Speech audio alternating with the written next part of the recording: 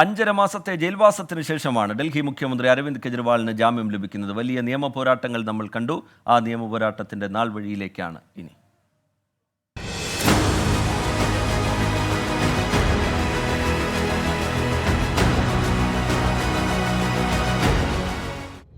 March 24-നാണ് മദ്യനയ അഴിമതി കേസിൽ അരവിന്ദ് കെജ്രിവാളിനെ എൻഫോഴ്സ്മെന്റ് ഡയറക്ടറേറ്റ് അറസ്റ്റ് ചെയ്തത്. ലോക്സഭാ തെരഞ്ഞെടുപ്പിൽ പ്രചാരണം നടത്താൻ സുപ്രീംകോടതി അരവിന്ദ് കെജ്രിവാളിന് ജാമ്യം അനുവദിച്ചു.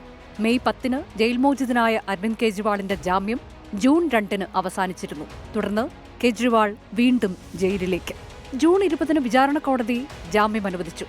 എന്നാൽ ജൂൺ 25-ന് ഡൽഹി ഹൈക്കോടതി ജാമ്യം സ്റ്റേ ചെയ്തു. ഇതേ ദിവസം തന്നെ കെജ്രിവാളിനെ CBI അറസ്റ്റ് ചെയ്തു.